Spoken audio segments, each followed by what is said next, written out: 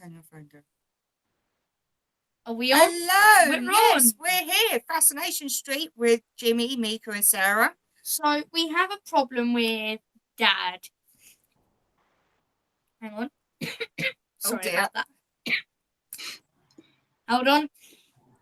We have a problem with Jimmy Pearson. He will not be home. He is unavailable. He's stuck in the middle of the channel. He is stuck in the middle of the channel, right over at the good old Calais. Yeah, they're in the middle of a storm. It's taken 5 hours to do a 3-hour round trip. So we don't expect him back much before 10, maybe. So he might be able to, like, 1 minute pop in and say, how are you all doing and all of that. So if he is lucky, he will be able to. Okay, so I'm doing the text, so I have the laptop on my lap. Wait. As well as, obviously, we've got our moderators in the chat room, which will be helping out with us. What have I forgot? Hello, everyone. I'm Mika Pearson and Sarah Pearson here. Okay, thank you. All over to you now. Thanks. You're welcome. Okay. So the moderators, please put any questions you have for our guests, which I will introduce in a moment, to put them in caps lock to ensure that our moderators can grab them and send them over to me. And they will do the rest for us. And I would like to introduce our guest for this evening, Dr. Irena Scott. Hello, Irena. How are you? Hello, I am fine. Thank you for having me. It's a pleasure to have you. Now, would you like to introduce yourselves and let people know who you are and what you're about? Okay. Briefly, I'm about UFOs. And who I am is, I have a Ph.D. from the University of Missouri College of Veterinary Medicine in physiology. I did postdoctoral work at Cornell University and a professorship at St. Bonaventure University in New York. My master's was from the University of Nevada, and my bachelor's was from Ohio State University in biology and astronomy. I've done research and teaching at the University of Nevada and at the Ohio State University College of Medicine. I also worked at the Defense Intelligence Agency, abbreviated the DIA, and was employed at PhD level work with research in satellite photography, and worked in an air order of battle section, which involved aircraft identification with above top secret clearances. I was also employed previously as a physical scientist cartographer at the Defense Military Aerospace Center in St. Louis, Missouri. And I've also been sent to Wright-Patterson Air Force Base, the famous base of UFOs investigation, as work. I was a volunteer astronomer at the Ohio State University Radio Observatory called Big Ear, and that was the one where the WOW signal, the one that they thought was from ET, was received. I've taken flying lessons. I was a correspondent for Popular Mechanics magazine, and my publications include books and works in peer-reviewed journals and newspapers, magazines, and my photography has been on TV and books and newspapers. I served on the MUFON Board of Directors as a director of publication, and I'm a field investigator in physiology and astronomy. And I was the director of publications for about 7 or 8 MUFON symposiums. I was also a founding member of Mid-Ohio Research Associates, MORA, and I've also published papers about UFOs in scientific journals, and I've also published in MUFON and Center for UFO Studies of Dr. Hynek's and FATE, and in scientific papers.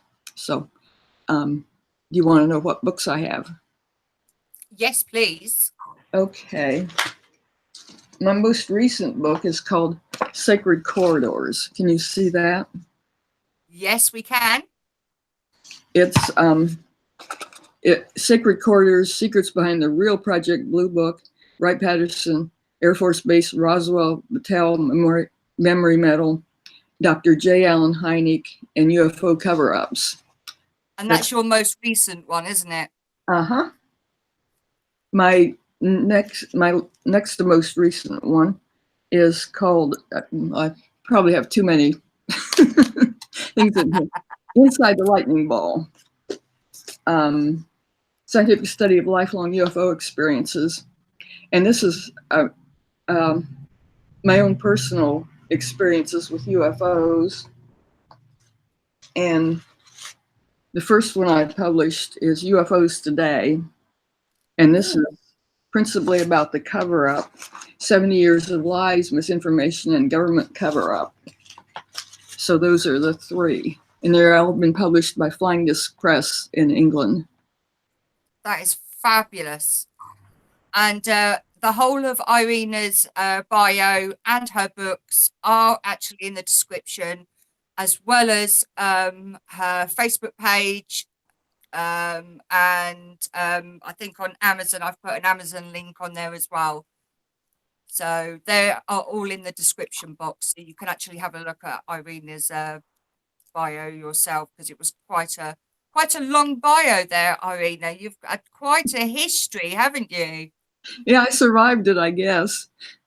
Well, yes, absolutely amazing. So what got you into this? What got me into it was that I had experiences, and I didn't know at first that they were UFO experiences even. And what got me into it was I wanted to be an astronomer. And I started out and tried to be an astronomer and majored in astronomy. But when it came to looking for jobs, it was male only every place I applied, and so I couldn't get into it. And so I went into cartography, which is mapping, because they're mapping the moon and things like that. And then I got all these high security clearances, and I went to work for the Defense Intelligence Agency. But then I got married, and my husband lived in Nevada. He had previously actually worked at Area 51. Oh, right. But he wasn't when I married him, though. And we moved out there, and I was still I started working for university, but I couldn't go in astronomy because they didn't have an astronomy department, which made it difficult. And so I majored in something else, and he wound up with a Ph.D. in physiology from the University of Missouri. And then became a professor, and then also worked for two other universities, for some other universities for grants, and just did research. Wow. So you've worked in some very high level, top secret places, and seen some amazing things, I'd imagine. Uh-huh. Is there anything that you would like to talk about? Are you able to talk about? Well, I could talk about Wright-Patterson. Yeah, absolutely. Wright-Patterson, I had been there, and it's a really classified secret place. Yeah. My first introduction to Wright-Patterson was when I was a young kid, and my parents took my sister and I to see Wright-Patterson. We were just really young. And it's a very secure area. There's only been about maybe 3 or 4 ufologists that have even been inside it. And but they have this place called the I forget, this Air and Space Museum, where they have every kind of airplane you could imagine on display, and rocket ships. And the last time I was there, they had the space shuttle, a mock-up of one, not the real one, and just everything, big rocket ships and things. And this was open to the public, unlike the rest of the museum. But when we were kids, my parents took us there, and my father got lost. We drove around and came out somewhere where there were these tall gray buildings surrounding us like we were in a cage. And 5 military guys with rifles popped out from somewhere and aimed them right through our windows, even though we were kids, and told Dad to leave. And my father wasn't noted for obeying people's orders. Kind of wondering what was going to happen, but he decided to leave, and then eventually we figure out where we were going.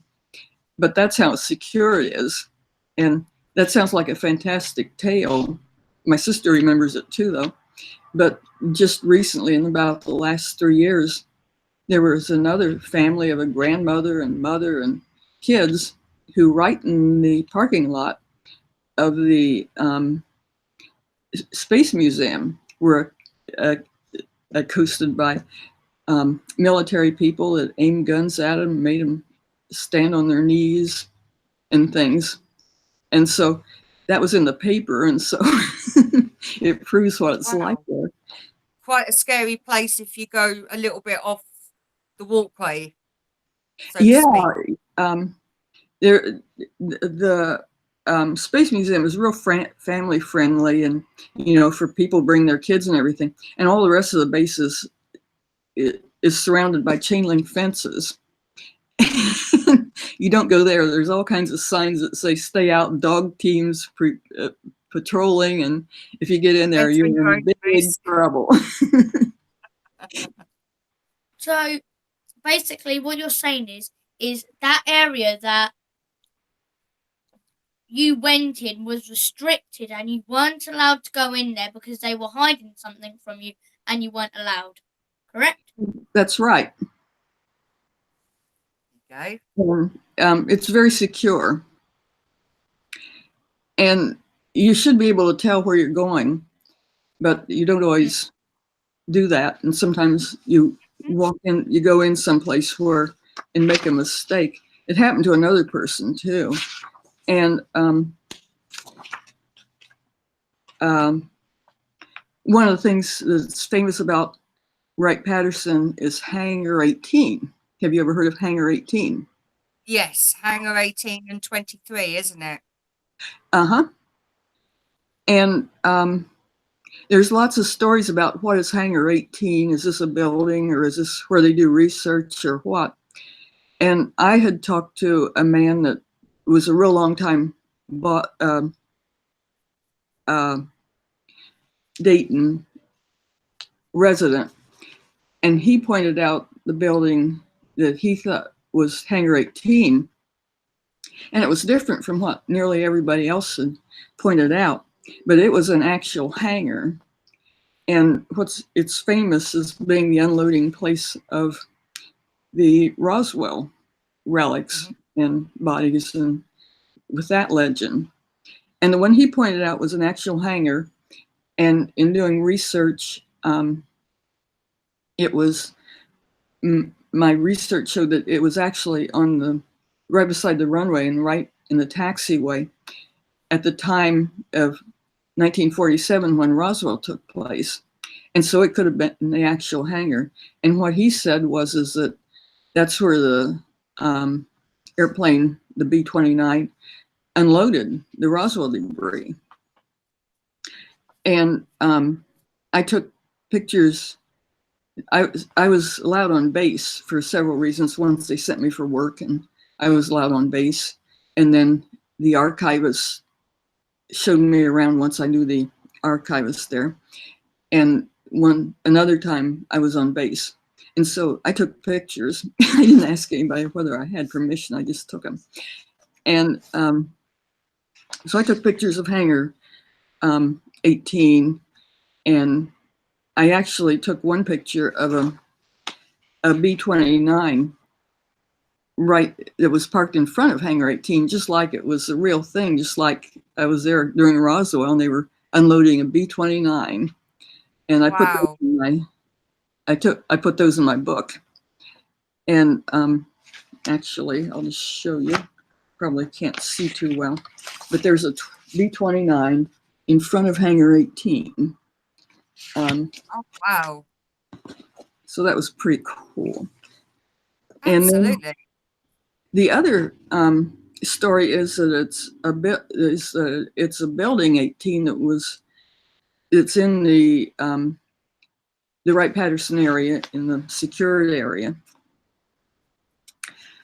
And I was driving around, and building 18 and building 23 are both have a legend associated with them that there were bodies and debris in the basement of them. A man named Leonard Stringfield lived in Cincinnati, and he's a famous ufologist. He's dead now. And he wrote a number of books, such as status reports and Night Siege and things like that, that were about where he mentioned that there might be bodies in several of the buildings there and in their basements. And several other people had written about that, such as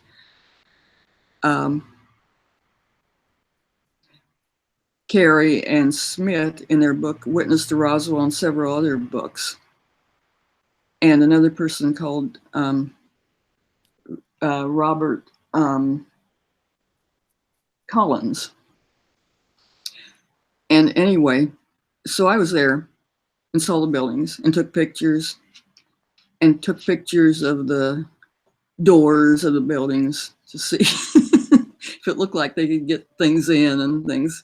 The one story is they put the debris in the basement of one of them and then built a tunnel from another building to the basement, and then they could move them up and do experiments on the parts and then move them back down. And so anyway, the doors I saw weren't real big on one. On the other one, they were fairly big, but they weren't huge. But there could have been other really big doors in other places. I could only see part of the buildings. But one of them looked like an office building, but they could have, dug into the basement and put things in there. And yeah, they say that that's what they do, isn't it? They do tunnels between underneath, so they don't have to move anything above ground, so drones or planes or anything can't be seen over top what's going on if anything is being transferred from one to the other. So I just quickly researched what a B-29 is, and it's basically a bomber plane that was used in World War II. That's right.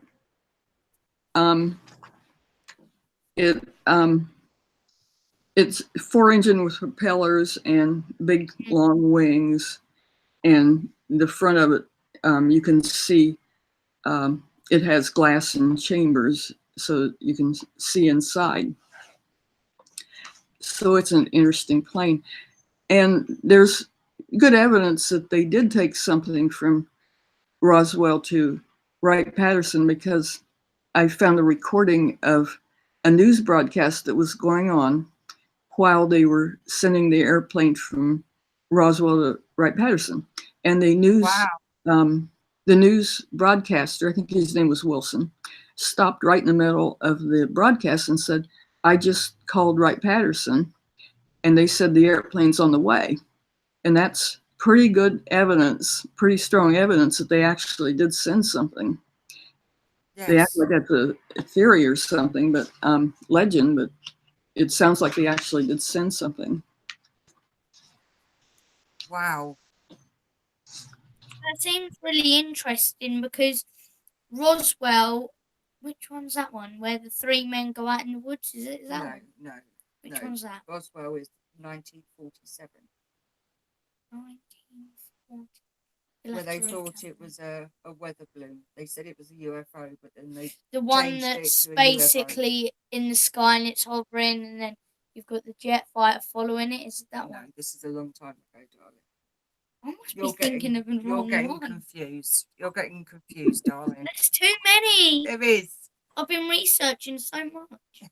It's a 1947 one where they say UFO crashed, and there's a lot of books about it by Stanton Friedman and Berlitz and Smitten, Carey, and a lot of other people have written about it. It's very famous. It was 1947. Yes. And they had a news. Properly recorded on the news, and then they changed it. It was a weather balloon, and they had the man with the weather balloon in front of him. I'll make quick now. You do that. You know, I have to always research stuff. Bless him. Too many facts going into his head. He doesn't know where to go. 19, 14. So, how many things have you actually worked on yourself, or actually had privy to be there whilst work has been done? I've done a number of things. I've published photographs of Wright-Patterson and some of the buildings and things. And I've investigated the very early. One of my books, UFOs Today, starts at the very beginning of UFOs, and I talk about the cover-ups from when it started on, and maybe even before. Yeah, with Project Blue Book, things like that, wasn't it? Uh-huh. And Wow. Have you heard of Kenneth Arnold? Yes. He was the one that started it all when he had a sighting of 9 objects over Mount Rainier. And at that time, nobody had ever heard of flying saucers or UFOs or anything. And he at first thought they were guided missiles or weird airplanes, but he timed them, and they were a lot faster than anything the United States had. Yeah. And then soon they began saying, maybe these are, from ET. And that's how flying saucers and UFOs started, was him. And immediately after he had his sighting, about a week or two afterwards, that's when Roswell and the crash happened. And that also had this story that maybe these are visitors from other planets. And Arnold had some interesting adventures because he was pretty famous as the person that first, he was a real good pilot, and people believed him because of his credibility and his ability. He was able to time the objects and things like that. And this man called Raymond Palmer, who was a science fiction writer, wanted him to investigate another sighting called Murray Island. And Arnold said he didn't know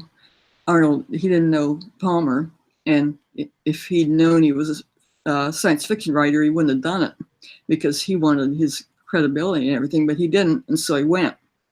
And he just took off on his airplane one day without telling anybody and flew to where Palmer wanted him to go, which was Tacoma, Washington, and landed. And then things began, a lot of funny things began to happen, because he was looking for a motel or a place to stay, hotel, and he couldn't find anything. Everything was crowded and there were no vacancies. And so just for something to do, He called the most expensive hotel in town, and they had a room reserved for him. And he thought, well, this must be another Arnold.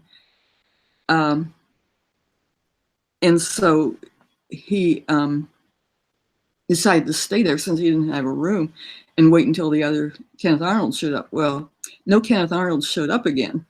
And so that would be suspicious. Very. And like somebody was doing a hoax that had lots of money too. Yeah. Then he was to interview this man that reported that he'd had a UFO fly over his boat and drop material, and it killed his dog and hurt his son and things. And so he was able to find the address of the phone number of this man in his hotel room and called him. And the man didn't want to talk about it at all. He said that somebody had called him and had called on him and told him what happened and told him to keep his mouth shut, and said his family might be in danger, and he warned Arnold off, which was kind of funny because he's the one that wanted people to investigate. But what was odd about it was that it was like a Man in Black experience, except it was in 1947, and the Men in Black didn't start until the 1960s. Very strange, isn't it? Yeah, and that was strange enough. And then just a lot of things happened, like they had evidence that, then he met a commercial pilot who had also seen 9 objects just like he did. And they decided to share a room, and Arnold was sort of confused about his investigation and wanted some help. And so he invited this pilot to help him investigate too, and that made 2 of them putting their brains together and not being able to figure things out. And so anyway, one thing that seemed really strange among many things was that their conversations in the room were being relayed to a newspaper, and the newspaper reporter told him that he was hearing everything that went on in their room. And wow. This was 1947, and they thought of a bug, but a bug back in those days were big things that were plugged in, and they searched their room for a bug and couldn't find any, but they thought it was bugged. But if the military or somebody advanced was doing that, they might have little bugs, that way to bug a room without people knowing it. And then another thing that happened to him was that he and the airplane pilot, he himself was to go to see the secretary's house of this man that said the UFO dropped these objects. And they were to go to his secretary's house, which he went. And he looked at the objects there, and the secretary's house looked perfectly normal with a piano and table and the secretary working on papers and stuff. And the next day he went back, and the house was totally deserted and filled with cobwebs, and like nobody had ever been in it. And that was really weird. I speculated in my book that maybe that was like an abduction. And there were just a lot of very weird things that happened to him. And then later he had called 2 military people that he had met before to help him investigate. And on their way home, they had a plane crash and died. And so it was just a really odd thing that happened to him when ufology started. And that all happened, and also Roswell happened. And so there were a lot of really weird events that began with UFOs. I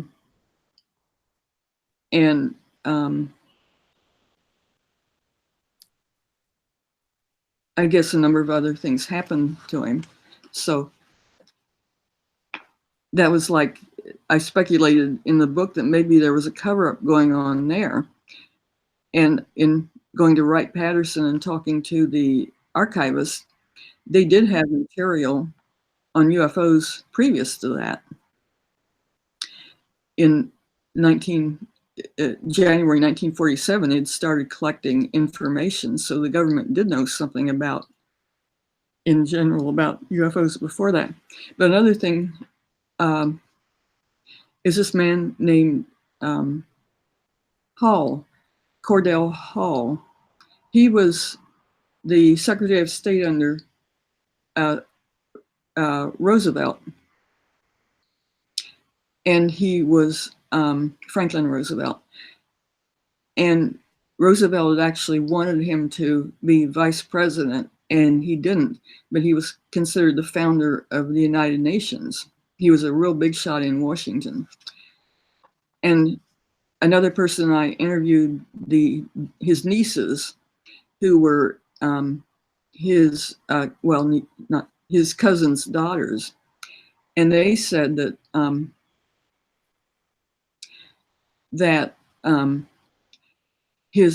their father, who was a cousin of Hall, had gone to Washington, and Hall had shown him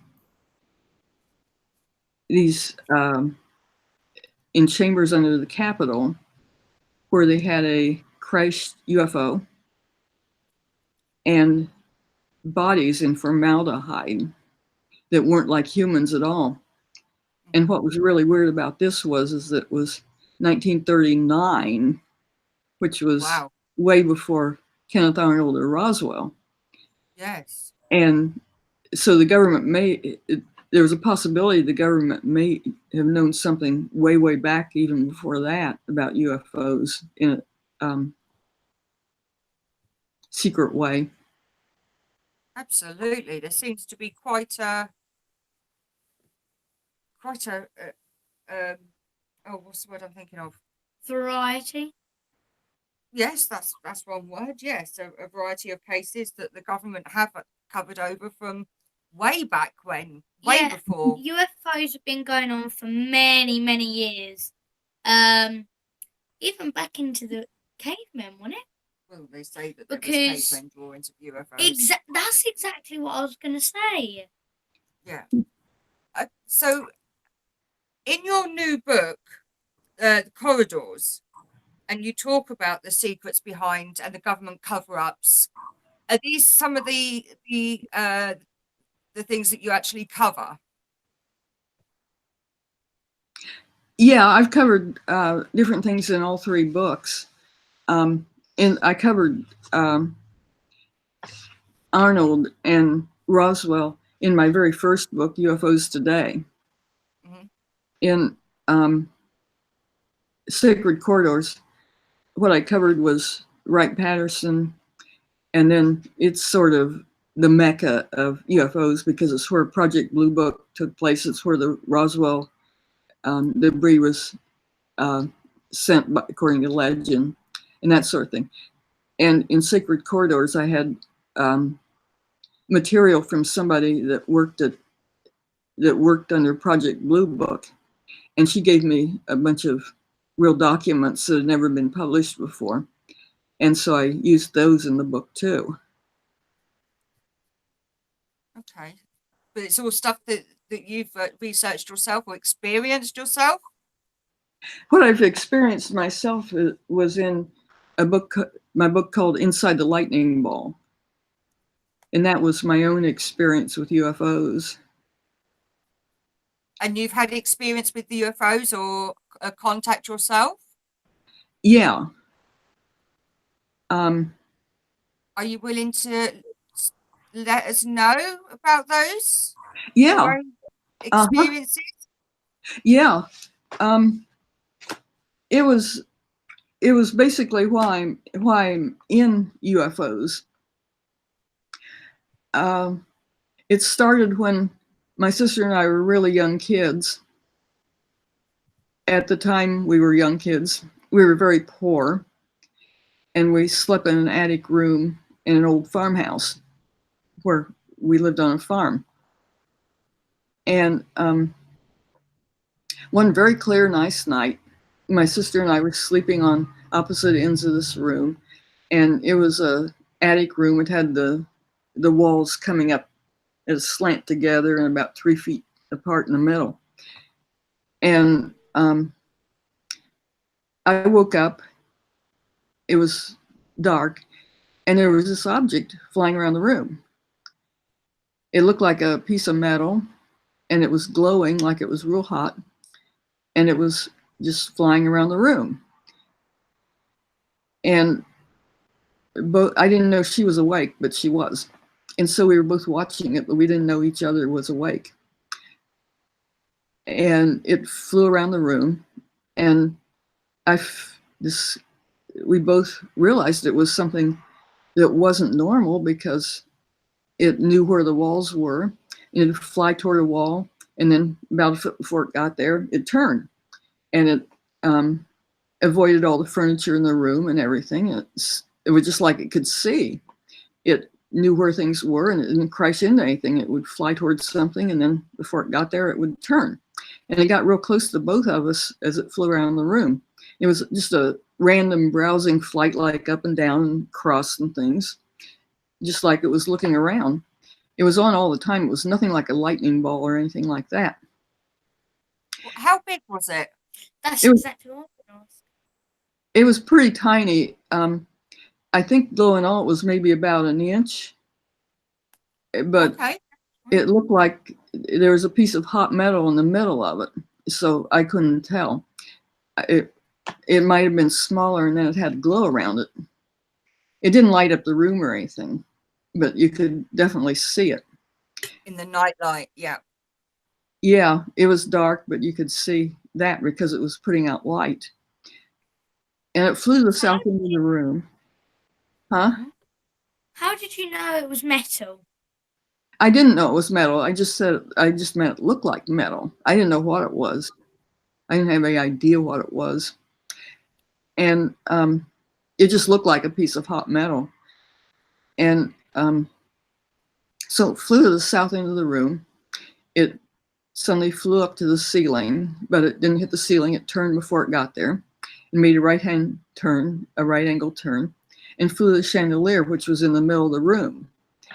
Well, then it got to almost where the chandelier was, but it circled the chandelier right between the chandelier and the walls, just halfway in between, like it could see and like it knew where the chandelier was in the wall. It didn't feel round or anything. And it circled and circled and circled, and then it just made a perfect spiral right down under the chandelier. And suddenly both of us just all at the same time became terrified, really, really, really terrified. And we started shrieking and ran out of the room, and ran so fast we bumped into each other on the stairs and fell crashing down the stairs and ran to our parents shrieking. And they didn't believe us. Of course they wouldn't. But you both had the same nightmare. Yeah. Wow, what an experience. And that was your first experience? Uh-huh. Have you had many more since then? It was, we had no idea what was going on then. We just knew it was something that wasn't normal. Yeah. And it was years and years and years and years later when I read some writings by Jenny Randalls. You remember her? She's British. Yes, I've heard the name. And she wrote a book called Star Children. That's right, yep. And she had also written something before that about children seeing things like in their bedroom, or small things like real small UFOs. And then they grow up and later they have other experiences. Mm-hmm. They were sometimes called repeaters and that sort of thing. And that's when I realized that maybe what we saw was a UFO, because we sort of fit into that pattern. We were different than the rest of the people, though, because it usually just happened to one person. They would see something when they were kids and then grow up and see more. Well, with us, it happened to both of us. I mean, we had a childhood sighting together and a adult sighting together. And so same sightings or different sightings? Oh, different. Wow. The childhood one was when we were in our rooms and young kids, and adult one we had together, we both had separate ones too. And we had other witnesses on nearly all of them, so it wasn't like we were just hallucinating or anything. Yeah. But I can tell you about another one that we had together. Absolutely. I was working for the DIA then with a really highly classified job and everything in Washington, D.C. And we were in our early 20s and, just entering adulthood and getting jobs and things like that. And she was attending postgraduate work at Drew University in New Jersey, which was real close to New York and everything. And we decided, since we were over on the coast, we wanted to see the New England states. And so we were planning to travel up to Boston and see Boston, and then travel on up and see the other states and come back down. And so anyway, I started out about 6 o'clock in the morning from Washington, D.C., and I picked up 2 coworkers and drove up to Drew and visited with Sue with the coworkers and took some pictures of them in front of her dorm and everything. And then we ate and different things and left and drove up to Boston. We got there and it was still daylight. So we decided to go up and see New Hampshire for a while. And we drove around Boston on the outer belt and took Route 3 up, which is just, it just looked like a good road to take, no reason for taking it, and took Route 3 up into New Hampshire for a ways. And then when it started getting dark, we drove back down and and then took the outer belt around and drove into the middle of the city of Boston looking for a motel. Well, it turned out everything was no vacancy and filled up. And so we decided we'd have to go out and look around the outer belt for a place. And we were on Route 9. I can see you adjusting something. Yeah, sorry, I'm getting another drink sorted. Sorry. Oh, okay. We were coming out of Boston on Route 9, and we were planning on looking for a motel. And we could see to the south of us, there was an airport southeast along Route 95 called the Norwood Memorial Airport. And we could see airplanes flying into it. We could see turning on their landing lights and their wings with the red light on one end, the green light on the other, and the strobe lights and everything. It was night. And so we were watching the airplanes. And there was this other thing that was real funny.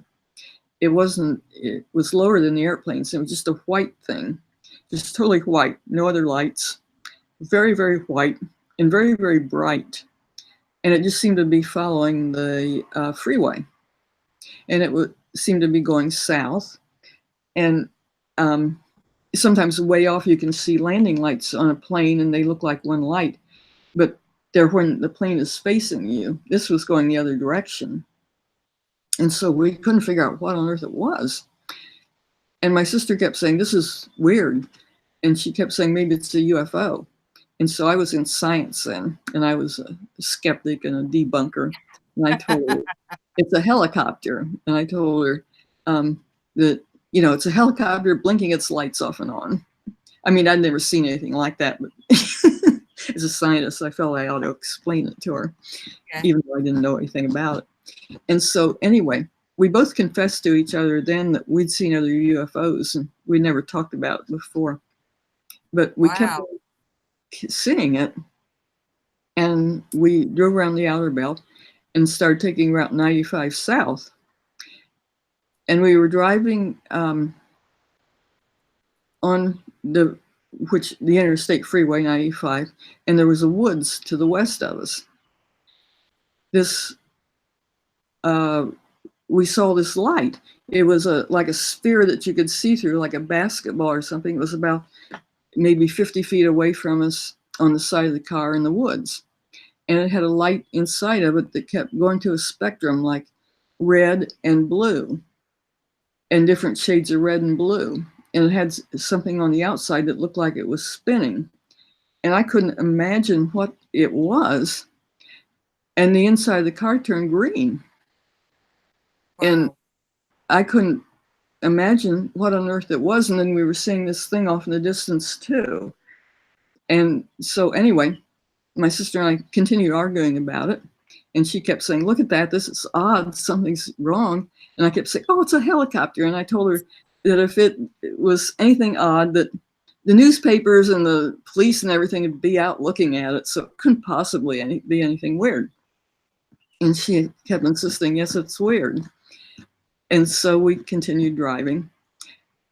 After a while, she began to just scream at me, saying that this is going to cross the road and we had to stop. Well, I was still telling her it was a helicopter. And so I stopped after she screamed at me enough, and I pointed my hand out the window.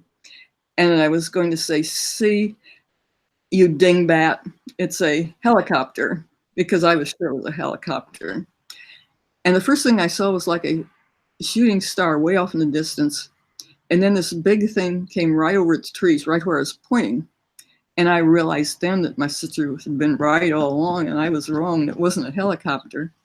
It was a, and she said, we both wrote several reports for the, have you heard of Dr. Hynek? Yes.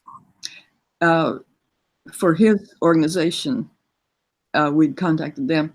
And in her report, she said that right when we saw that it shone a light down in our car, and that the inside of the car lit up. Well, I was looking out the window, and she was looking across, so she might have seen it when I didn't. But she said the inside of the car lit up again in a strange light. And anyway, the thing came across right over the trees. It was pretty low. And we saw what looked like windows. There were 7 of them in a row, square windows. We had had a lot of experience seeing blimps and things with lighted sides and that sort of thing. And this was nothing like that. We were familiar with it, and I'd even taken pictures of them and videos of them. And so anyway, it had these 7 windows. They were square windows in a row. And when it started across the road, it went very slowly. And it was in this blinking pattern where there were the first 3 lights of windows would blink on and off, then all 7 would blink on and off, and then the last 4 would blink on and off, and then it would go through that cycle again. Wow. And it was like we could see it on the inside, and we discussed, are these panels or are they windows? And we both thought they were windows, and we thought we were seeing inside, but we couldn't see people or pilots or anything. But it was just like the walls were glowing real bright white. And I had a camera and high-speed film. I had the camera in the backseat of the car and the high-speed film in the trunk. And it was a Polaroid camera way back then. But it was due to high-speed film, I could take time exposures at night, and I was used to taking that. And so I got everything out and started loading the camera. And I thought, this is just amazing. I'm going to take a one and only picture of the inside of a UFO. I was just thrilled to death. And I thought, nobody's ever done that before. I'm seeing inside, I'm going to get a picture inside. So I was loading my camera and getting ready. And I was getting ready, and a truck driver came and parked right in front of us. Oh no. And came back, and I thought, oh, this will be great because we'll have another witness.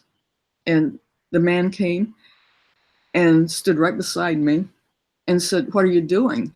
And I thought this was a real funny question, and we didn't want to say UFO around some strange man, and we were careful. And so anyway, I pointed at where it was and said, what's that? Like it was an airplane. And he just turned around the opposite direction, just rotated around, looked up in the sky and said, I don't see anything. And then he rotated around and looked at us again. And he'd looked in the opposite direction of where I'd told him. And then he asked me the same thing again. And I pointed, and he rotated around, pointed his head in the opposite direction, looked up and said, I don't see anything. And then he came back and looked at me. And then he pointed to his head, like I interpreted that as a crazy sign. And he went back to his truck. And that was pretty weird, very weird. Yeah. He must have thought that you were just seeing stuff, when really he didn't know that you actually saw that UFO that night with a witness. But of course, when people go up to you and say, oh, are you talking about nonsense? And you say, no, I actually saw it. And they go, nah, you're lying. That's the point where they're saying, nah, you're crazy. And you say, no, I'm not. I'm telling the truth. I'd never lie. It's right there. But obviously, it leaves a mark in the ground. Anywhere, it'll leave something behind. It won't just leave anything. Sometimes it does, sometimes it doesn't. Well, what didn't make sense was, I figured this out later after I published my book, actually. But when you point at something, if somebody can't see where you're pointing, they look in that direction. I mean, if I'm pointing there, well, they look there. Yeah. And he looked in the exact opposite direction from where we were pointing. We didn't say UFO or anything like that. We just pretended like it was an airplane.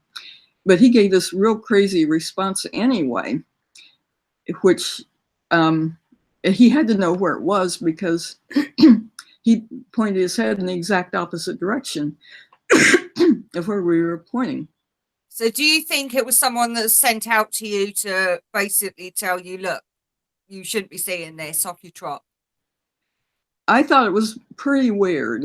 And as I thought more about it, I thought, this is no coincidence. I mean, maybe it was just somebody crazy, but he did that twice. And anybody would look in the direction you were pointing. They wouldn't look in the opposite direction, which he did. And so I thought it had something to do with the UFO. Yeah, absolutely. I think he was setting you up. Quite I possibly. just have a feeling he was setting you up. Well, this He might have been something to involve with that sighting. Yeah. Trying to debunk you. Exactly. He wanted to take away that secret from you. He was just like this. Oh, I don't see nothing. And you say, no, it's that way. That basically means, oh, I am totally taking away that secret from you because we know you saw it. Yeah, something like that. To insinuate that I was crazy, but my sister and I had both seen it. We discussed it while we saw it. We said how many windows, we counted the windows and everything. So we knew we were seeing the same thing. We didn't just let it slide by. We kept asking each other questions. And then it went to the airport and it began to circle. What are you looking at? Somebody's just turned up. Hello, I've just got back from France. He's Right, only let me dive in. He's only 3 hours late. I have literally just got through the front door. Look, still got the coat and pass on and everything. Okay. I just had to pop on and say hello. I really, really did. So obviously speaking back and forth and everything, I haven't had an opportunity. So Sarah and Mika have held the fort for me. Hi everyone, how are you? So I'm just going to get myself all under it, and I will be, well, not literally undressed because that'd just be wrong. And I'll see you all in a moment. Okay. But brilliant show. I've been watching. Okay. So go and get your coat and shoes off and come back. Well, 2 seconds. Go on, get your boots off. Watch the wires. There we go. 3 hours late, not bad. No, not bad at all. These things happen when you work at sea. Better than nothing. Yeah. So should I continue or what? Yes, please do. So sorry. Okay. Well, then the object went over to the airport and began to circle. And it went in this real funny pattern where from a half circle from north to south. It would go so fast you just couldn't even see it. You just knew it went there. And then it'd slowly take the half circle from south to north and blink twice. And it was just real geometric. And all the time that we'd seen airplanes. And when it was circling the airport, we saw airplanes circling above the airport. And we discussed it with each other, what's going on here. But it just kept circling the airport. And so anyway, we both wanted to find out more about it, and we didn't know which direction it'd go after it stopped circling the airport. And so we decided to turn the car around. We were on the freeway and we had to go to an intersection, and we pulled onto the freeway. And the truck driver, the crazy one who we talked to, pulled right in behind me.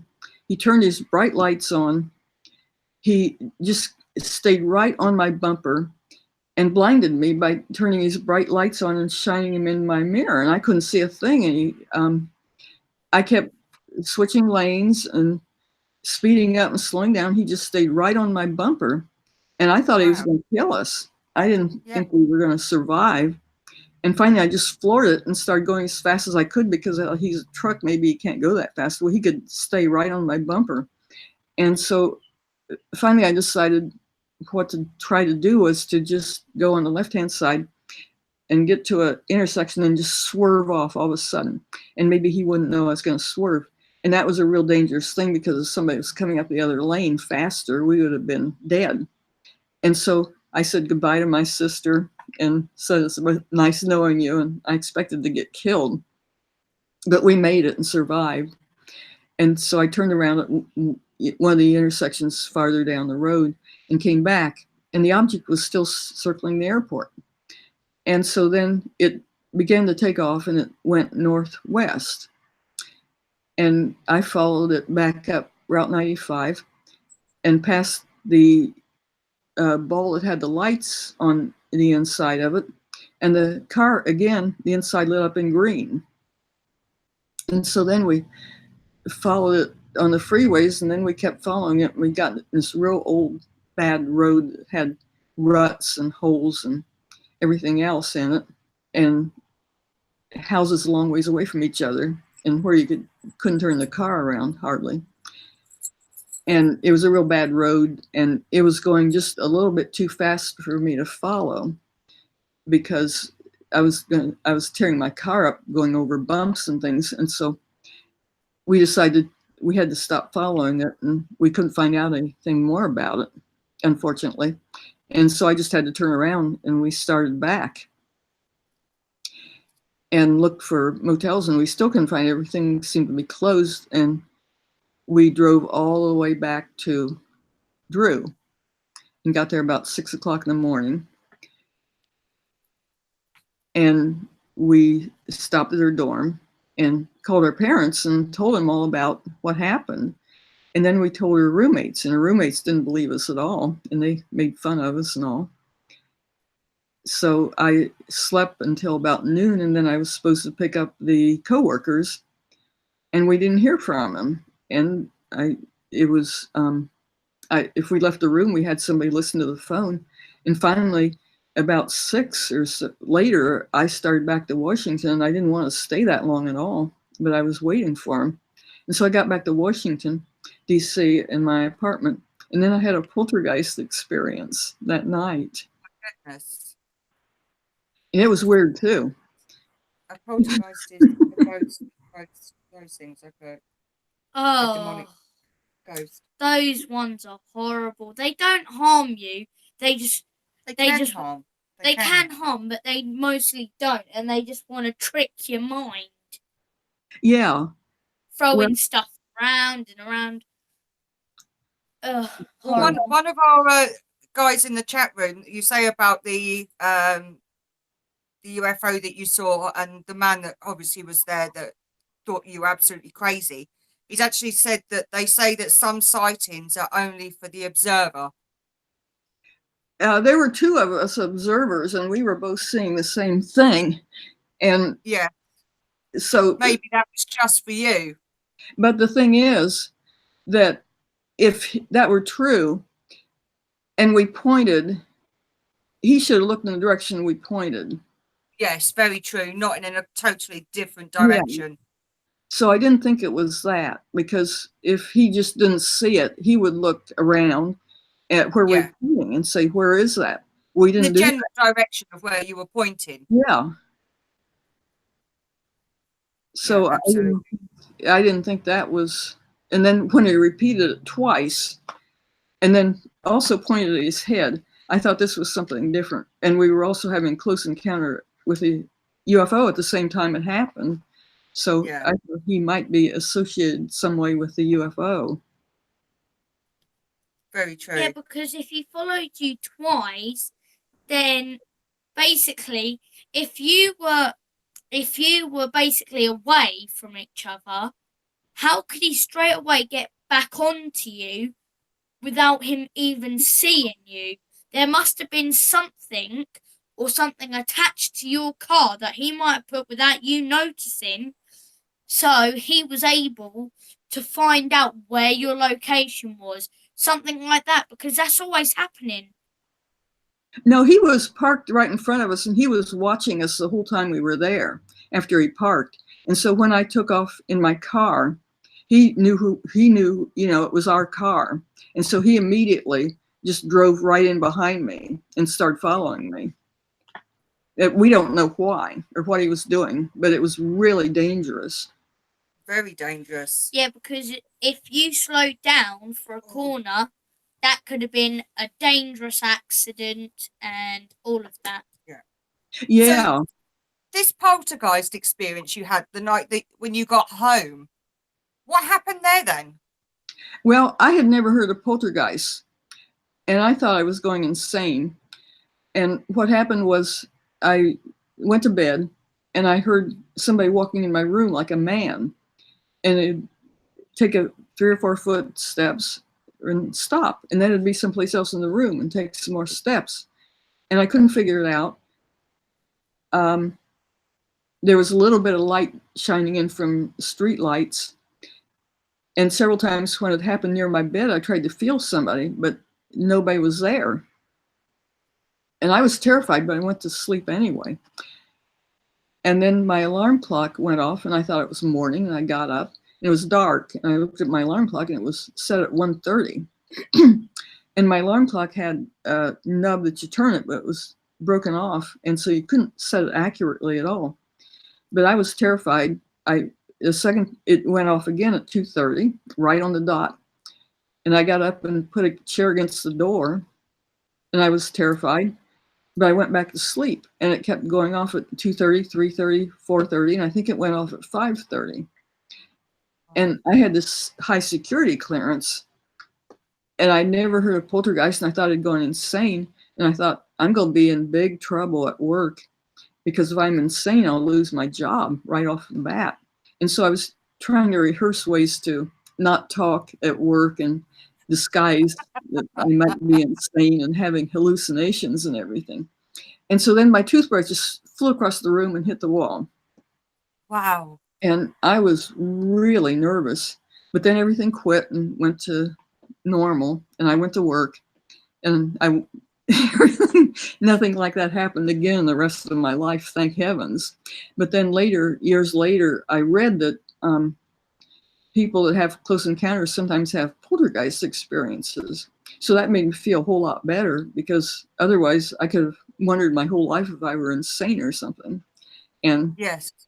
So anyway, that was the story. Wow. And what a story that is. That's Goodness funny. gracious. That's weird as well. Because the alarm went off within the hour, exactly the same time, the exact same minute. Uh-huh. It's nuts. Yeah. And It's that just night, because only your alarm goes off once when you set it. But someone has to be there to keep on setting it off. But like you said, there was no one there. So that was a ghost activity. That that could have been very dangerous if that was something horrible. But luckily, it only threw one thing. It didn't throw a lot of things. So you're lucky Luckily, there. yeah. I was happy to get my toothbrush back. Yes, I bet you were. Thanks for the toothbrush, by the way. Are you ready for some questions from the chat room? Yes. Yeah? Fabulous. Okay. Let's do this. Mark Tirana has asked, was Project Blue Book a white... Hang on. White was a UFO phenomenon? Mark, I'm a little bit confused by that. Just let me. Was Project Blue Book a white was? He might have messed up the spelling. Yeah, I'm going to let him repost that. If you can repost that, please, Mark, that first question you done. And mods, if you can put it in my chat, that'd be great. So I'll go to the next one. What does Dr. Scott believe the true nature of the UFO phenomenon is? Well, I have a wonderful answer for that. I have no idea whatsoever. I just reported what I saw, and I investigated and reported what other people saw, but I don't know. You have no feelings or inklings of your own? It's something that's completely different than what people normally experience. And there's all kinds of theories. A lot of theories are that it's visitors from other planets, and that it may be visitors from time or different dimensions or things like that. But I really don't know. I don't have any idea. Okay. It's totally fine. Mark, again, what does Dr. Scott believe occurred in Roswell in July 47? Well, I think something did occur because I mentioned that phone call Yes. that the radio announcer made. So I think something occurred, and I think they sent debris or something to Wright-Patterson Air Force Base. According to what the descriptions were, and there's various descriptions, but there's nothing totally reliable that you can depend on. There's just stories. The stories are that a UFO crashed, and in some cases there's different stories about where it crashed, and that there was debris from it, and that there might have been bodies, depending on which author wrote a book about it. Okay. Mark's reposted for me. Was Project Blue Book a whitewash of UFO phenomenon? Okay, Project Blue Book was studied by the U.S. government of UFOs. When they first heard of UFOs, they didn't know anything about flying saucers or anything.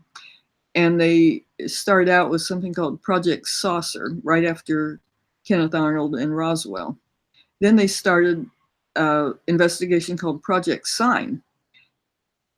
In this, it was done kind of scientifically in a way, and they considered that the UFOs might be extraterrestrial or from other planets, and that they weren't anything natural or normal.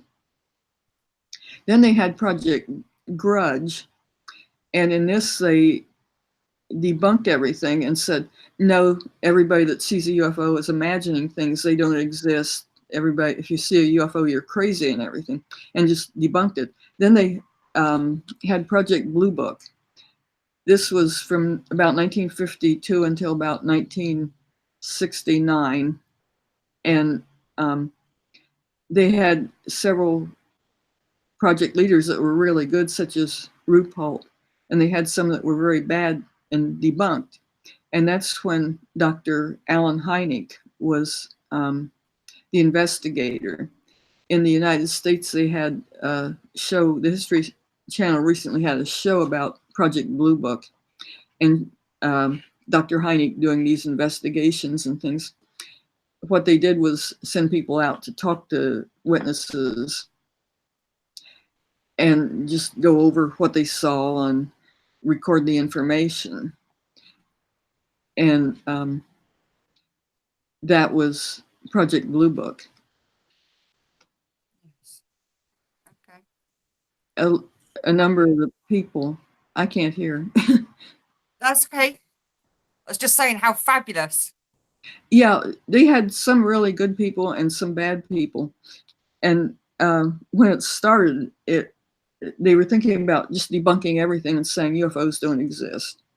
You're imagining things and all that. And they contacted Dr. Hynek, who was an astronomer. Wright-Patterson was in Ohio here. And he was an astronomer at Ohio State University, which was about 70 or 80 miles away. And they wanted him to be the person that explained the UFOs. And so they wanted to just roll him out, and he would say, "Oh, you saw Venus." And he agreed to that. And it was kind of started out as a debunking thing. But he was very scientific about it. And he realized that that really good, high caliber, honest people were reporting things. And their reports made sense. They were actually seeing things. And he went from a debunker and a skeptic into a real strong proponent of UFOs.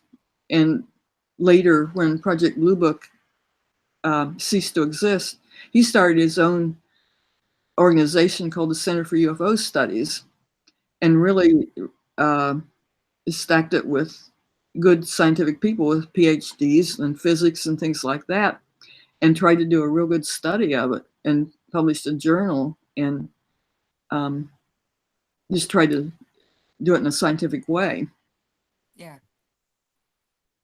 Yeah, he's certainly done a fabulous job of that. He really did. Yes. Yes, and there was something that I was having a look at today with J. Allen Hynek, how he set up after being was it dismissed from Project Blue Book, or it was just the fact that it desisted of being published in the first place? They had two studies, and both of them were to try to get rid of Project Blue Book. The last one was by a professor named Condon at the University of Colorado. And they examined all the UFO evidence and said, UFOs don't exist. It's people's imagination and everything. And so they stopped Project Blue Book. After that, Dr. Hynek took the subject very seriously, and that's when he started his own organization and tried to investigate like it should have been investigated. Mm-hmm. Okay, fabulous. Mark has asked, has Dr. Scott seen any extraterrestrial craft or bodies? Well, obviously, we've gone through the crafts that you've seen. What about ET themselves? Have you seen any extraterrestrial bodies? No. Okay, that's great. Okay, Pat has asked, why do you think the government is letting info out now? I think they had some pretty good investigators that one of them was the Nemitz, where they had this warship, and it's on it's called Unidentified. It's a show on History Channel now that tells more about it. They had jets go up and try to look over these unidentified things they saw on the radar, and they saw from these ships, the Nemitz and the Princeton, I think. And the jets, for example, saw this thing they called it a Tic Tac. It was a lot bigger than a Tic Tac, though. It was 40 feet long.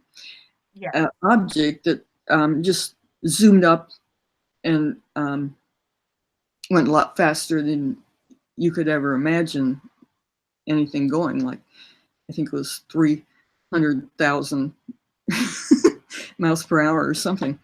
And they had it on radar, and they had pilots watching it too, and pilots getting it on radar.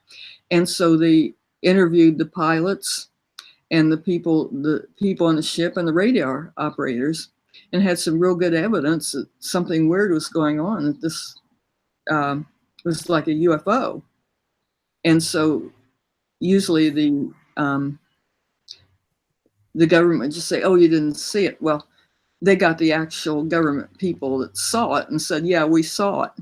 And that made a lot of difference. And so they're taking it more seriously now. Fabulous. Yes, they certainly are. It's just a shame that there's not the disclosure we want. Yeah. They published that in 2017 in the New York Times, and then they've been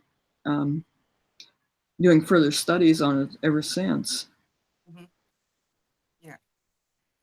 Okay, Mark has asked, during your time at MUFON, what was the best UFO story you can recall? The best one was one that it happened pretty close to where I live in Ohio. It was called the Portage County UFO. And it started out with a sighting in Michigan. And with these two, one was a deputy sheriff and a mounted deputy or something, Spar and Neff. They were in Ohio, and they were supposed to look over this car. And the police radio came on and said that there had been a sighting of a UFO in Michigan, something big as a house that was really lit up and everything. And everybody laughed, the radio operators and the police and everything just laughed and said, ha, UFO. Well, they went to investigate this car that was sort of weird to start with. It had 7 steps to hell written on the door and electronic equipment on the inside. And so they went to see this, and this UFO came right over the trees, right over them. And they stopped laughing after that. They were terrified. And it had a real bright light shining down, and they were afraid it'd burn up or something. So they ran to the car and got in the police car. And they were on the radio this whole time, all during the sighting. They talked to the radio operator, and the radio operator said, shoot it. And they had second thoughts about that.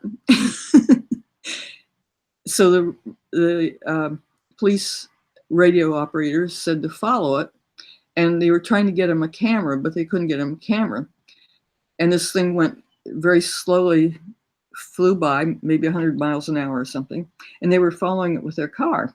Well, a whole lot of witnesses all over saw it and reported it and called into different government agencies and said, there's something there. And they continued following it while they were on the police radio, talking to the police station. And they had then some other policemen saw it and also joined the part where they were following it.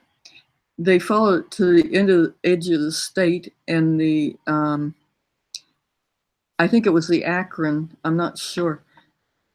One of the airports had it on radar, that they heard it on the radio, that it was on radar, and they sent jets up to look at it, and people saw the jets.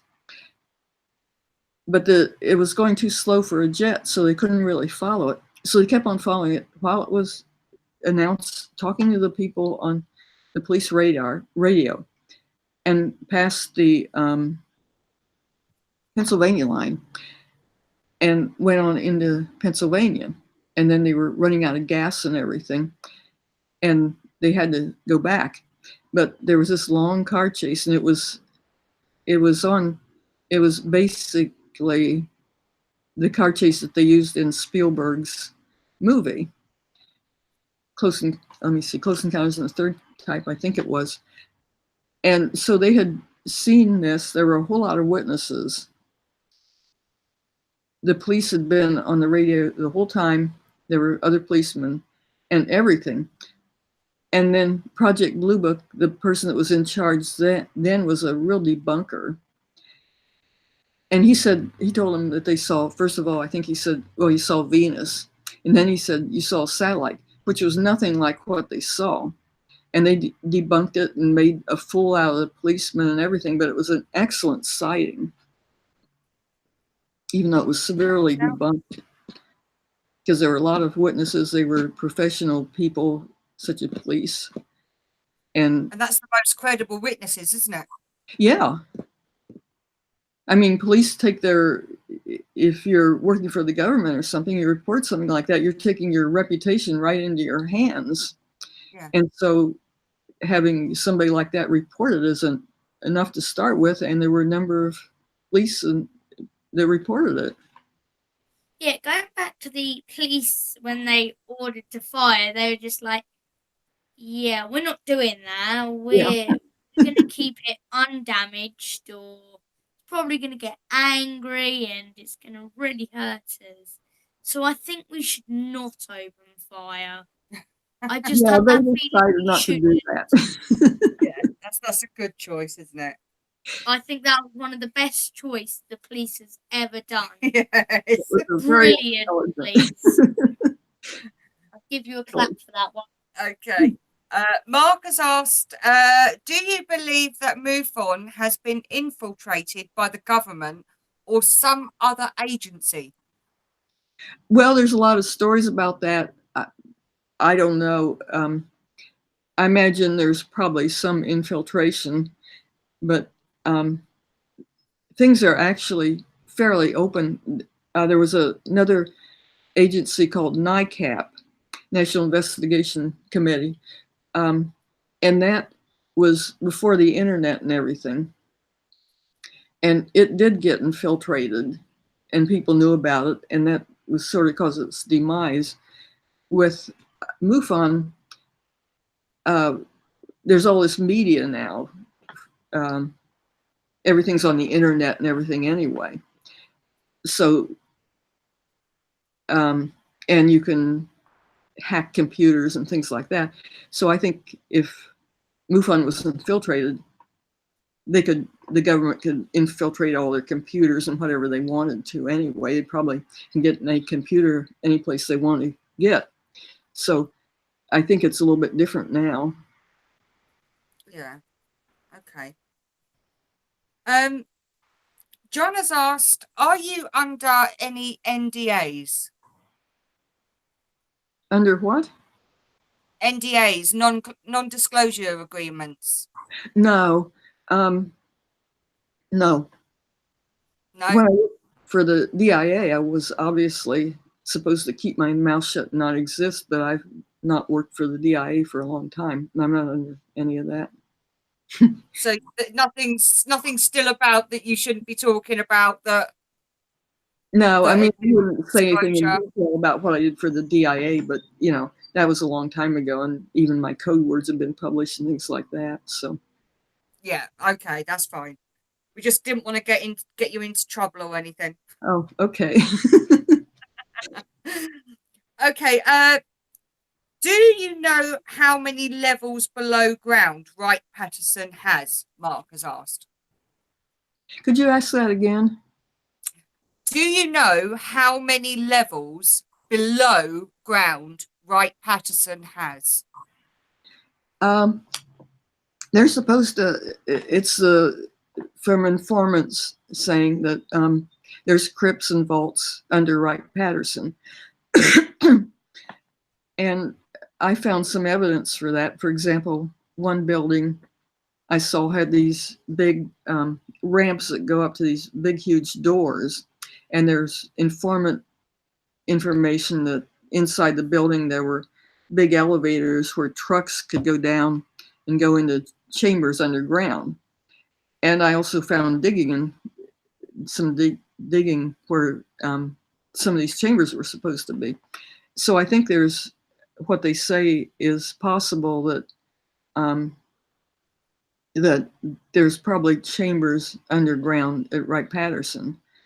Some of them were made way back to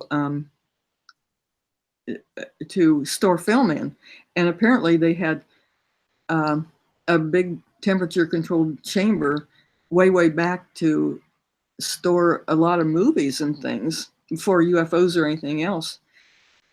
But I imagine for something like that, for a SAC base and everything like that, they would have underground facilities so that if the U.S. was invaded or attacked or an earthquake or tornado, that they could immediately take all their classified stuff down and hide it. And so I think they're probably, the stories about underground chambers and vaults and everything are right. Oh, that's brilliant. I expect there to be underground chambers, whether there were Yeah. UFOs or not. Very true. Very true. Okay. Could the tropical sightings, visions of objects and machines be surrogate visions, substitutions for sighting the unexplained? Could you ask that again? Yeah. Could the tropical sightings, visions of objects and machines be surrogate visions, substitutes for sighting the unexplained? Yeah, I think they could very easily be. Some of them could be images and that sort of thing, instead Okay. of real objects. And what are your thoughts on TTSA and ATIP?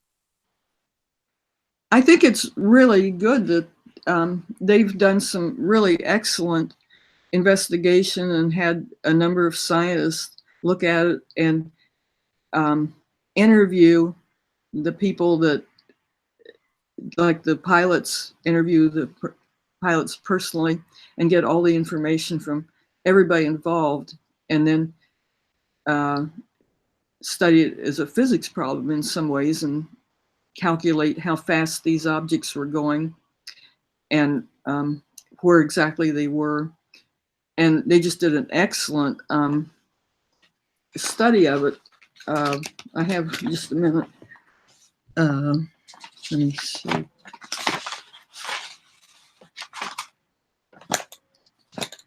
Well, I can't find it, but they just did a really good study of it, a real scientific study of that event, and which was real unusual, and that's why it's causing the Navy to even say that they're going to set up a different way for people to report UFOs, which they acted like they didn't take seriously before. Yes, that's very true. It's nice that the Navy have actually held their hands up and said, "Yeah, okay, we'll help out with this." Yeah, because there's so many sightings of underwater UFOs that they must see more than what they're claiming. yeah, that was an actual study that they admitted the government did, which they had never done before, and that they were actually taking it seriously and going into detail with gun camera photos and radar and everything else. Yeah, that is good. That is good. Okay, what do UFOs seem to like to hang out mainly in the USA? I mean, I know that there's actually a lot of sightings all over the world, but there does seem to be more sightings in the US. Would you agree with that? I don't know, because in the US, most people have the internet and telephones and everything. And so I don't know whether it's just, and also places to report. And so I don't know if there's just a lot easier to report in the USA or whether there's actually more UFOs. That's very true, because I don't actually know that there's actually anywhere in Britain that we could actually report to. Not like somewhere like you've got like MUFON or something like that. I don't know if we actually have anything. Oh, we do have MUFON. Who? Can we all...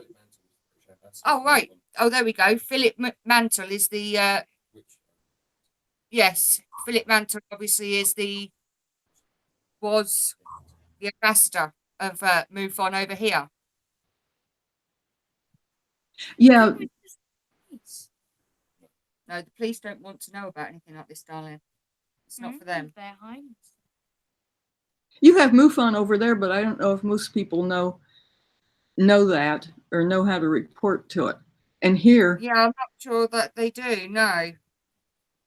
This is something that me and Philip want to bring up in a later show. Right. Okay.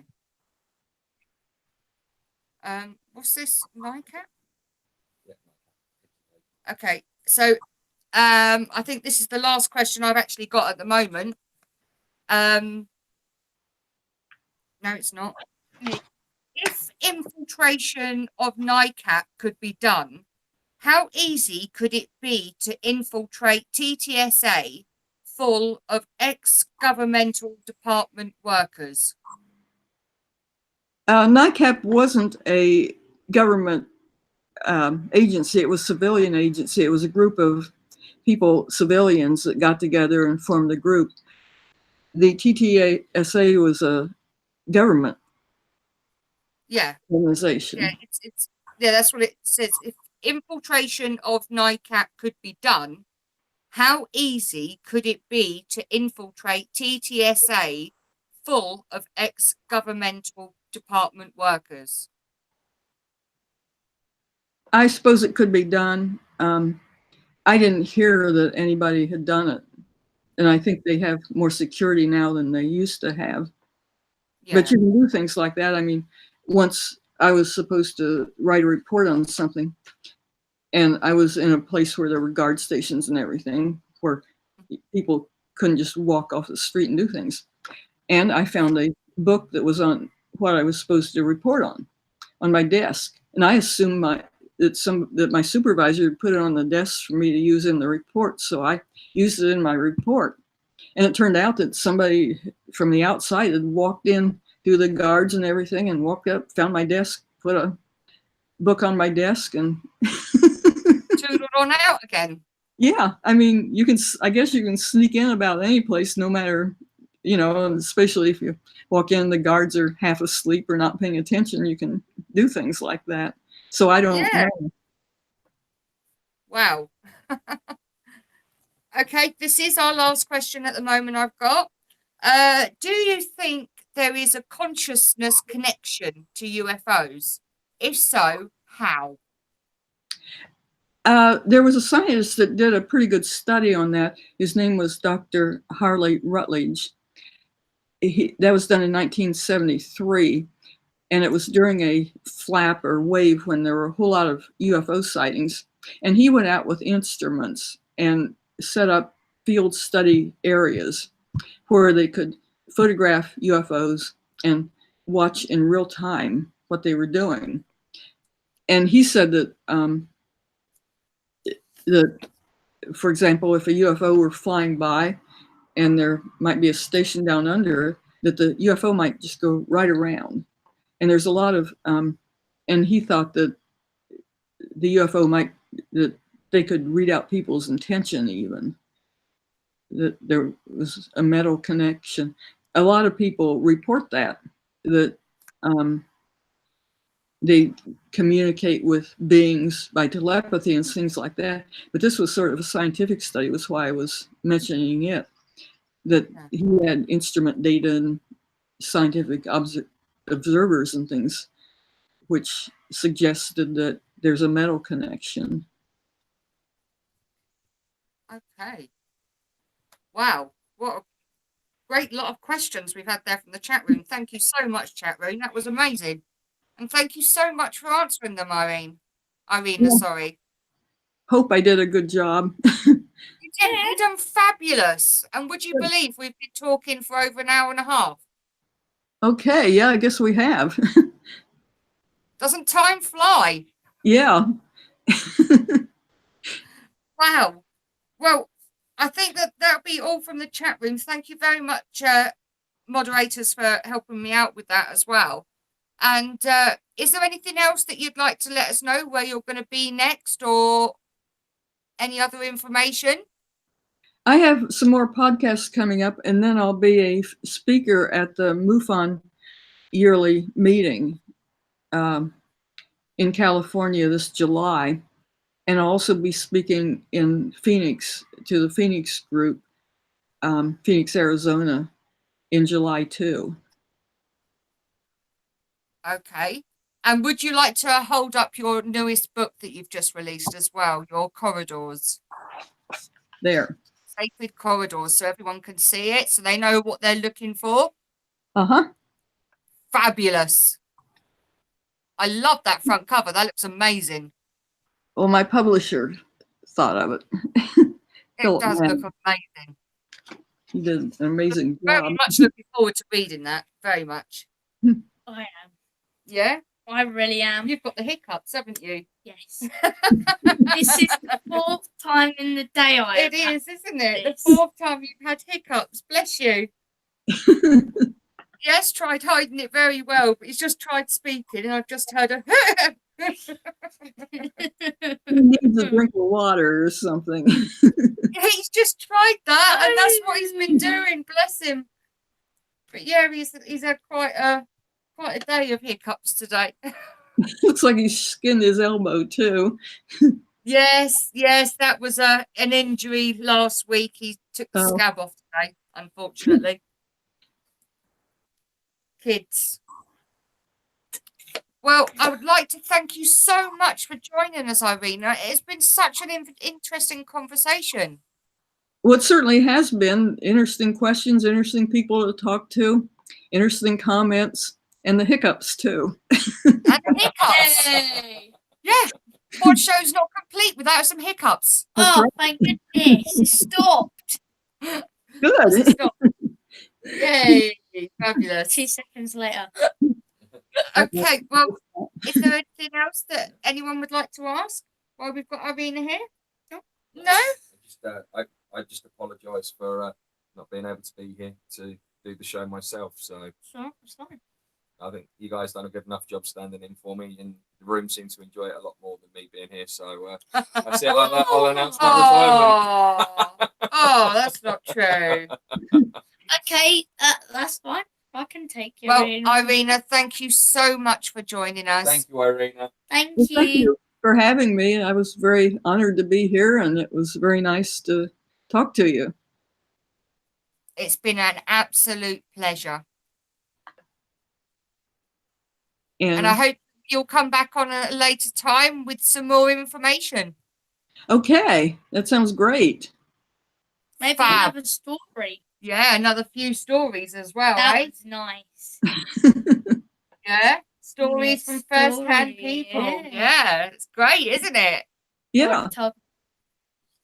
Okay, that's great. Thank you so much, Irena. Cannot thank you enough. Well, thank you. Thank you. Bye. Pleasure having you here. Take care. You do too. Wow. Amazing conversation with Irena there. What amazing stories. That was one brilliant story. I got to admit, the one with the UFO, the man, the truck driver, and then the poltergeist experience. Like the poltergeist, wow. After a UFO experience you had that same night. Isn't that amazing? Wow.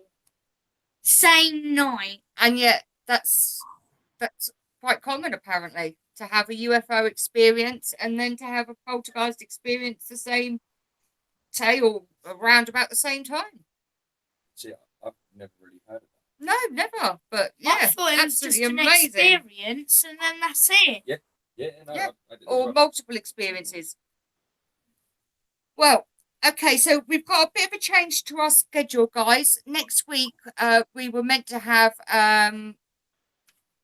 Calvin Parker, but unfortunately, due to double booking ourselves, we were actually out at a concert. We've had to reschedule him. So he will be back with us on the 6th of July. So we've already rescheduled that, and we will also have Philip Mantle coming with him as well.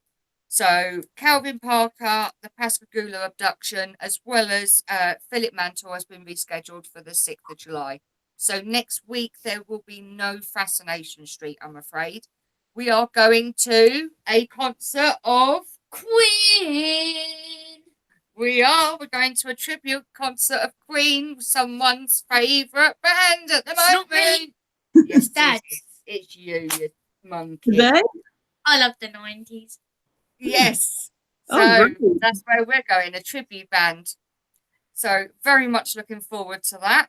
Yeah. So yes, that's our rescheduling, I'm afraid. And anything else, then we will obviously let you know. But Okay. for the moment, we've got a few shout outs we'd like to say. Obviously with Natasha, so pleased to see that you're back on and doing your great work again. So that's fabulous. Obviously, we've got Eric Stitt for the artwork. We've always had Dave Partridge, Brett Larson, all the new viewers that we've got, Kelly and C-Dubs. And obviously, the special shout outs to our mods. Thank you so much, mods, for helping me out tonight. Obviously, I couldn't do the tech because I was obviously on screen. So I cannot thank you enough for grabbing all the questions for Irena and getting them to me so that I didn't have to worry about that. And obviously, keeping an eye on the chat room to make sure everyone was behaving themselves. So thank you again for that. And obviously, all the viewers that we have today. And we would also like to show you that with the kind donations that we've received, Our new camera has it's arrived. arrived. It has arrived. It took a little while, but it has arrived. It took 4 weeks from ordering to actually arrive. No, So it was 2 months. yeah, it was a bit silly the time level, but it's here. It's in We're one happy. piece. So next month when we go to Manchester for Awakening, we will be taking this with us so that we can do some interviews. Rather, Mika can do his interviews for all the guests that are over there, so Yes, that we I am can going. get some people to show you. And obviously, when they go out and about, they'll be able to take that with them and not worry about having to try and live stream, because obviously you need 1,000 subscribers, which we're nowhere near at the moment. We are close. We're at 200 something. 270 something, I believe it is at the last count. That So, is close. yes. So actually, no, Mark, it didn't come from the States. It came from Germany.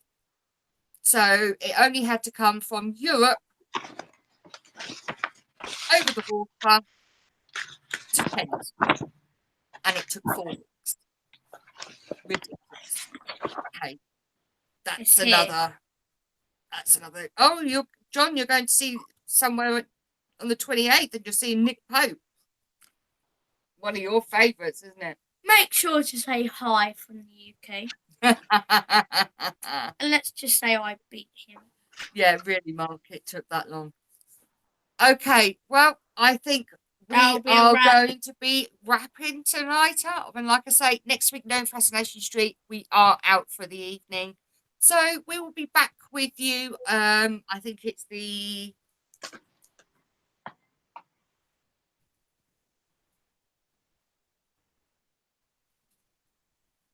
it will be the 22nd. Sorry, I had to see what... Okay, yes, 22nd. Right. Thank you so much for watching. I am Mika Pearson. I'm Sarah Pearson. And And then... over there is... Hello there. There he is. I am here. But And Dougie is over in the corner of the sofa, fast asleep. Fascination Street. as Dog. usual. So it's a good night from him. Good night from me. It's a good night from me. It's a very good night from me. Thank you so much for watching our video today. We appreciate so much that you spent all your time just with us. So thank you so much. Peace and love. Good night, all. Bye.